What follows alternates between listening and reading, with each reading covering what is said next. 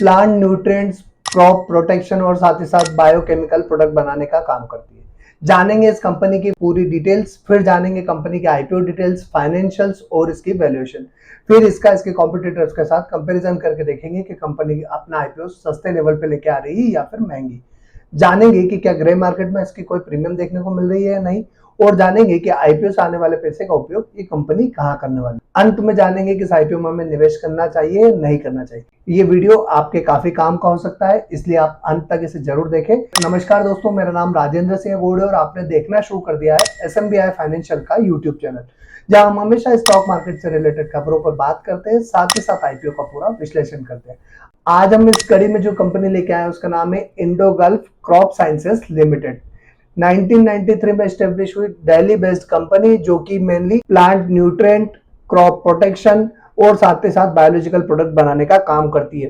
Plant nutrient की बात करें तो speciality fertilisers, biostimulants, soil health product बनाने का काम करती है। इनका उपयोग मिट्टी की उर्वरकता बढ़ाने में उपयोग किया जाता है, साथ ही साथ पौधों की जड़ों को स्ट्रॉन्ग करने में भी इसका उपयोग किया जाता है। क्रॉप प्रोटेक्शन प्रोडक्ट्स की अगर बात करें तो इंसेक्टिसाइड, फंगिसाइड, हर्बिसाइड्स और साथ ही साथ बायो स्टिमुलेंट्स बनाती है। ये प्रोडक्ट फसलों की कीड़ों, रोग और घास फूस से बचाने में मदद करते हैं। बायोलॉजिकल प्रोडक्ट की अगर बात की जाए तो बायो फर्टिलाइजर जैसे बायो गोल्ड, इंडो ब्रीजा और साथ ही साथ इंडो माइक्रोजा, ये सस्टेनेबल खेती को प्रमोट करते हैं और साथ ही साथ पौधों की ग्रोथ और न्यूट्रिएंट्स को बराबर से प्रोवाइड करने का काम करते हैं। अगर इस कंपनी के क्लाइंट बेस और नेटवर्क की बात करें, 22 स्टेट्स और 3 यूनियन टेरिटरी में 169 बिजनेस पार्टनर के साथ अपने प्रोडक्ट की सप्लाई करती है।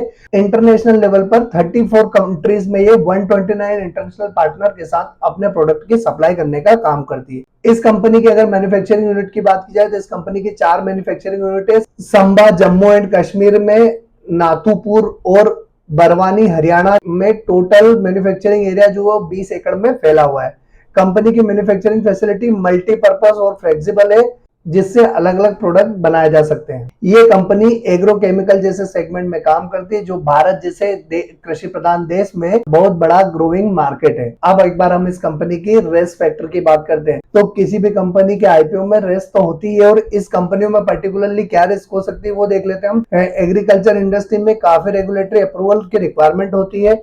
रॉ मटेरियल कॉस्ट में उठापटक बनी रहती है, साथ ही साथ वेदर डिपेंडेंसी इस सेक्टर को काफी ज्यादा इंपैक्ट करती है, और ग्लोबल और डोमेस्टिक कंपटीशन भरपूर है इस सेक्टर में। अब अगर हम इस कंपनी की स्ट्रेंथ की बात करें, डाइवर्सिफाइड और स्पेशलाइज्ड प्रोडक्ट पोर्टफोलियो कंपनी का, इंडिया और अब्रॉड में एस्टेब्लिश डिस्ट्रीब्यूशन नेटवर्क है, साथ ही साथ बैकवर्ड इंटीग्रेटेड मैन्युफैक्चरिंग सिस्टम है, स्ट्रॉन्ग R&D टीम है जो प्रोडक्ट डेवलपमेंट करती है, और एक्सपीरियंस प्रमोटर और मैनेजमेंट टीम है इस कंपनी के पास, और हाई रेगुलेटरी एंट्री बैरियर्स जो नए इंट्रेंट के लिए मार्केट में आने के लिए तकलीफ पैदा करते हैं। अब एक बार हम इस कंपनी की आईपीओ डिटेल्स की बात कर लेते हैं कि आईपीओ किस दिन ओपन हो रहा है। तो 26 जून के दिन आईपीओ ओपन हो रहा है, 30 जून के दिन क्लोज हो जाएगा। 10 रुपए फेस वैल्यू वाला शेयर है, 105 रुपए से 111 रुपए का प्राइस बैंड है। 200 करोड़ का आईपीओ साइज होने वाला है, जिसमें से 160 करोड़ का फ्रेश इशू है और बाकी 36,03,603 इक्विटी शेयर्स का ओएफएस होने वाला है। बुक बिल्ड इशू टाइप है, NSE BSE दोनों पर लिस्ट होने वाला है। अब एक लॉट में अगर मिनिमम इन्वेस्टमेंट की बात करें तो रिटेल के लिए आपको 135 शेयर में अप्लाई करना होगा 14,985 रुपए के लिए। रिटेल का जो मैक्सिमम होगा वो 13 लाख में अप्लाई कर सकते हो। 1755 शेयर के लिए 1,94,805 रुपए के लिए। स्मॉल HNI का मिनिमम 14 लॉट में अप्लाई कर सकते हो 1890 शेयर के लिए 2,09,790 रुपए के लिए। वहीं बिग HNI का जो मिनिमम इन्वेस्टमेंट होगा वो 67 लॉट के लिए अप्लाई कर सकते हो 9,045 शेयर के लिए 10,03,995 रुपए के लिए। यहाँ हमने कंपनी की बिजनेस प्रोफाइल देख ली, इस कंपनी के आईपीओ डिटेल्स देखी, और अब हमने कितना इन्वेस्टमेंट करना होगा वो देखा। अब एक बार हम इस कंपनी के फाइनेंशियल्स देख लेते हैं कि फाइनेंशियली ये कंपनी कितनी साउंड है या नहीं है। तो कंपनी ने अपने फाइनेंशियल्स मार्च 22 से लेके दिसंबर 24 तक के शो किए। असेट्स की बात की जाए तो 413 करोड़ के असेट मार्च 22 की, 517 करोड़ की मार्च 23, 542 करोड़ की मार्च 24 और 597 करोड़ के दिसंबर 24 तक की कंपनी के असेट्स है। रेवेन्यू की बात की जाए 490 करोड़ की रेवेन्यू मार्च 22 की थी, 552 करोड़ की मार्च 23 की, 555 करोड़ की मार्च 24 की, और 466 करोड़ की रेवेन्यू दिसंबर 24 तक कंपनी की हो चुकी है। एक क्वार्टर और बाकी, मतलब कॉन्स्टेंटली लगातार ग्रोथ देखने को मिल रही है रेवेन्यू में। प्रॉफिट आफ्टर टैक्स की बात की है 26 करोड़ के आसपास का प्रॉफिट मार्च 22 का है। 22.42 करोड़ का प्रॉफिट मार्च 23 का है, 28 करोड़ के आसपास का प्रॉफिट मार्च 24 का है और 21.68 करोड़ का प्रॉफिट दिसंबर 24 तक कंपनी का हो चुका है। एबिटा की बात की जाए तो 47.24 का एबिटा मार्च 22, 49.04 का मार्च 23, 55.74 का मार्च 24 और 54.78 का दिसंबर 24 तक का कंपनी का एबिटा है। नेटवर्थ की बात करें तो 180 करोड़ की नेटवर्थ मार्च 22 की है, 203 करोड़ की मार्च 23 की, 231 करोड़ की मार्च 24 की और 265 करोड़ की दिसंबर 24 तक की कंपनी की नेटवर्थ है। अब रिजर्व्स की बात करें तो 156 करोड़ के मार्च 22 के, 180 करोड़ के आसपास के मार्च 23 के, 208 करोड़ के मार्च 24 के और दिसंबर 24 तक के 216 करोड़ के इनके पास रिजर्व्स है। इसके सामने अगर बोरोइंग देखें तो 101 करोड़ की मार्च 22, 189 करोड़ की मार्च 23, 154 करोड़ की मार्च 24 और 206 करोड़ की दिसंबर 24 तक की इनकी बोरोइंग है। फाइनेंशियल्स काफी अच्छे लग रहे हैं कंपनी के।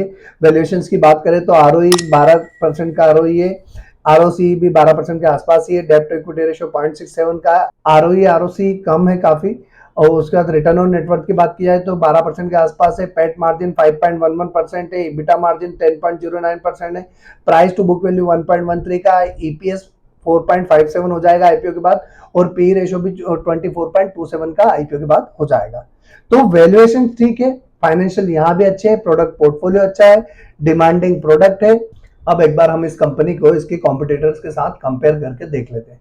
इस सेक्टर में जो इसके कॉम्पिटिटर्स है वो Arise agro, Basant agro, best agro life, Bhagiratha chemicals, Hiranba industries, India pesticide और धर्माज क्रॉप जैसे इसके कॉम्पिटिटर है। ईपीएस की बात करें तो अगर सबसे अच्छा ईपीएस देखा जाए तो 44.94 का ईपीएस जो है बेस्ट एग्रो लाइफ का है। भागीरथा केमिकल की जो है सबसे अच्छी एनएवी है 397.59 की, उसके सामने इंडो गल्फ की एनएवी काफी कम है। अब पी रेशियो की बात करें तो 24.27 का पी रेशियो गल्फ का है। सबसे महंगा पी भी जो है वो भागीरथा केमिकल्स का ये 101.81 का। तो अगर पीई के मामले में देखे जाए तो तीसरे चौथे नंबर पे ये company Indo gulf crop sciences आती है। कॉम्पिटिटर्स के साथ इक्विवेलेंट ही है, बहुत ज्यादा सस्ती भी नहीं है, बहुत ज्यादा महंगी भी नहीं लगती। अब आईपीओ से आने वाले पैसे का उपयोग कंपनी कहाँ करने वाली है तो वो समझ लेते हैं। तो फंडिंग वर्किंग कैपिटल रिक्वायरमेंट के लिए कंपनी 65 करोड़ का उपयोग करने वाली है। रीपेमेंट प्रीपेमेंट के लिए कंपनी जो आउटस्टैंडिंग है उसमें 34.12 करोड़ का उपयोग करने वाली है।